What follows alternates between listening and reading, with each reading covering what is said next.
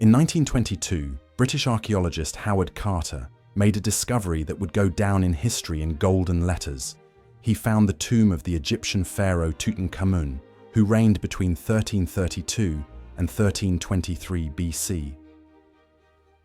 At that time, excavations had been going on in the region for years. Dozens of pharaohs' tombs had already been uncovered, but Tutankhamun's tomb stood apart. It was the most magnificent of them all. Thanks to its hidden location, grave robbers had never reached it for thousands of years, leaving the treasures inside untouched. As a result, Tutankhamun's belongings emerged 3,300 years after his death, looking almost exactly as they did on the day he was buried.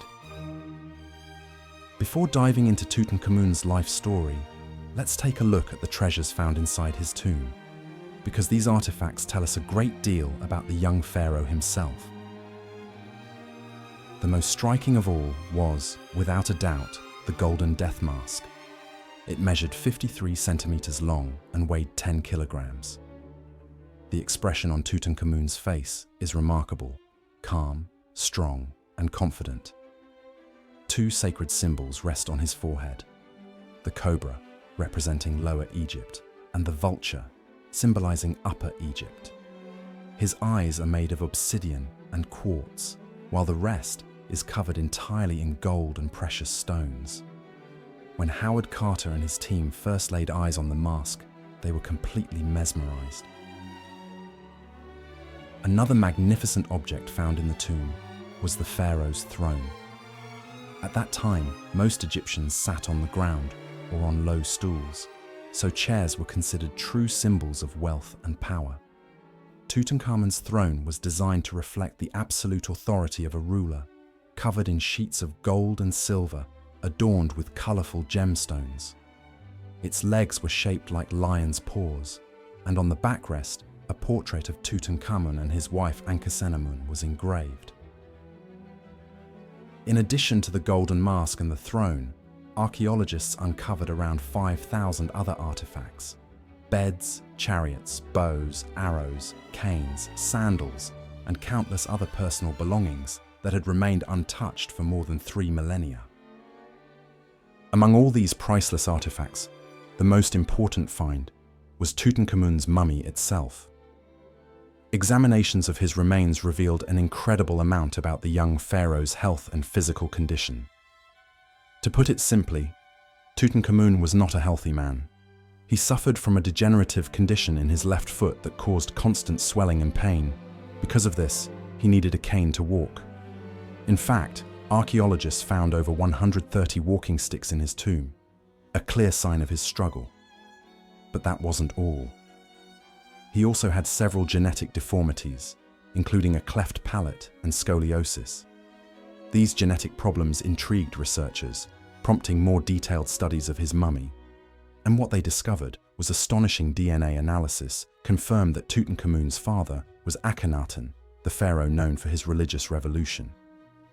But the shocking part was this: his DNA also matched a mummy known as the Younger Lady. Tests showed that this woman was Akhenaten's sister. In other words, Tutankhamun's parents were siblings. While this might sound disturbing today, such relationships were completely normal in ancient Egypt. Pharaohs often married within their own families, brothers, sisters, even daughters, to preserve what they believed was their divine bloodline. Tutankhamun's parents were no exception, and this royal inbreeding led to the many genetic disorders he carried from birth. Tutankhamun ruled for about 10 years, a short reign on paper, but one that took place during one of the most turbulent periods in Egyptian history. And what happened after his death was just as chaotic. That's why his reign holds such a special place in history. But why was Egypt in such turmoil when Tutankhamun took the throne? To understand that, we need to look at his father, Pharaoh Amenhotep IV, better known as Akhenaten. After the death of his father, Amenhotep III, in 1353 BCE, Amenhotep IV ascended the throne in Thebes. Up until that point, Egypt had followed a polytheistic religion, with Amun as the supreme god above all others. But Amenhotep IV made a radical decision. He rejected the worship of Amun altogether. He changed his name to Akhenaten, meaning servant of Aten, and declared the sun disk, Aten, as the one and only god. He stripped Amun's priests of all their power and ordered the destruction of Amun's temples.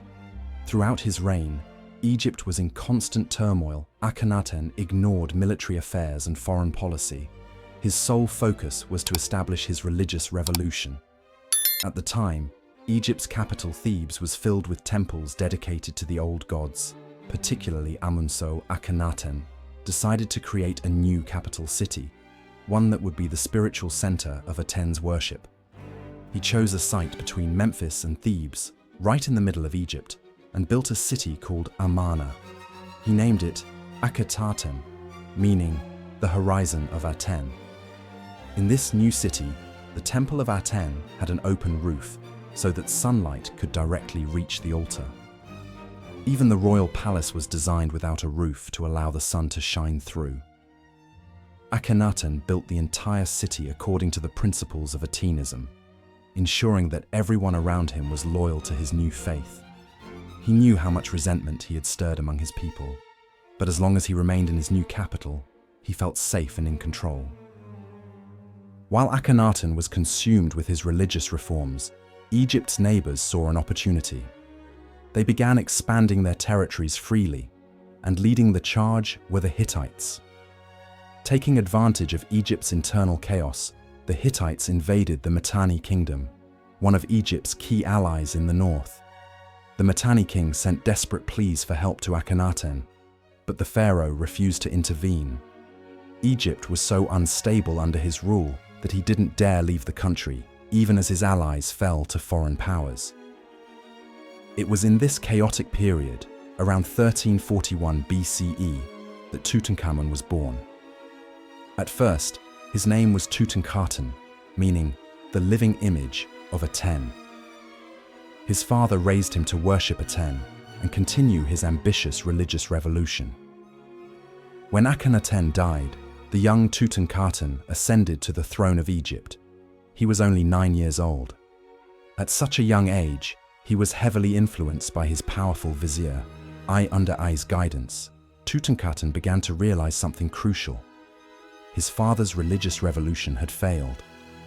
It was deeply unpopular among both the people and the nobility. So, he decided to abandon his father's faith and restore Egypt's traditional religion. His first act as pharaoh was to change his name from Tutankhaten to Tutankhamun, meaning the living image of Amun. He restored the privileges of the Amun priests and sought to heal the damage his father's reign had caused. But sadly, Tutankhamun wouldn't live long enough to see his reforms fully succeed. He died around 1323 BCE at just 18 or 19 years old. Egyptian records don't reveal how he died, but studies of his mummy have provided some intriguing clues. Among historians and scientists, 3 main theories stand out regarding Tutankhamun's mysterious death. The first theory: murder. He was surrounded by ambitious figures in the royal court, especially his vizier Ai. Some believe Tutankhamun may have been killed to clear the way for Ai, particularly since he died without an heir. This theory is based on damage found on his skull, suggesting a possible blow to the head. However, many experts argue that the injury may have occurred during the removal of the mummy, or even in the mummification process itself. The second theory: a chariot accident. Fractures found in his ribs and chest area seem to support the idea that he fell from a moving chariot.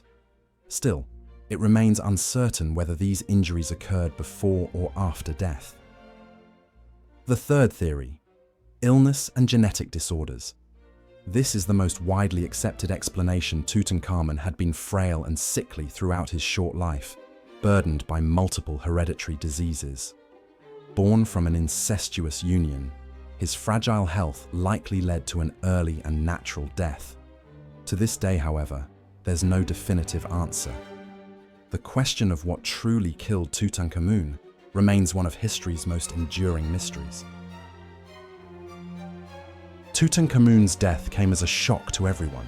He had ascended the throne as a child, and many believed he would reign for decades. In fact, when he became pharaoh, the construction of his royal tomb had already begun. It was meant to be completed by the time he grew old and eventually died, but his sudden and early death changed everything. According to Egyptian tradition, a pharaoh had to be buried within 72 days of death. Tutankhamun's own tomb was far from finished, so completing it in time was impossible. As a result, he was buried in a smaller tomb originally meant for another nobleman. Ironically, this misfortune turned out to be a blessing. Because the tomb was modest and unassuming, grave robbers overlooked it for more than 3 millennia. That's why Tutankhamun's mummy and treasures remained untouched, perfectly preserved for over 3,300 years, waiting for Howard Carter to uncover them. Tutankhamun left no heir behind. He and his wife had 2 daughters, but both died in infancy, likely due to hereditary illnesses. After his death, the throne effectively passed to his widow, Ancestry. But ruling Egypt without a male heir was almost impossible. Her powerful vizier, wanted to marry her and claim the title of pharaoh for himself. Around this time, something extraordinary happened. The Hittite king received a letter from Egypt. It was written by the widow of the deceased pharaoh saying her husband had died, she had no son, and she could not marry one of her subjects. She asked to marry one of the Hittite king's sons instead. Historians are divided on who wrote this message. It could have been Nefertiti, Akhenaten's wife, or Ancestry, Tutankhamun's widow. Both women had no surviving sons. However, Nefertiti still had Tutankhamun as a possible match, whereas Ancestry had no royal candidates left to marry. That's why most scholars believe Ancestry was the author of the letter. The Hittite king was stunned by this proposal. It suggested that Egypt might be vulnerable. He hesitated at first, suspecting a trap, and sent envoys to confirm the pharaoh's death. When they verified it, he agreed and sent his son Zananza to Egypt to become the new pharaoh, but Zananza never made it. He was killed on the way, most likely by Egyptian nobles who refused to accept a foreigner as their ruler. This incident ignited deep hostility between the 2 great empires, Egypt and the Hittites. The tension that began with Zananza's death eventually led to the famous Battle of Kadesh, marking one of the most dramatic chapters in ancient Near Eastern history. Tutankhamun ruled Egypt for only about 10 years, yet during that short time, he managed to pull the kingdom out of the chaos his father had created and restore a sense of stability.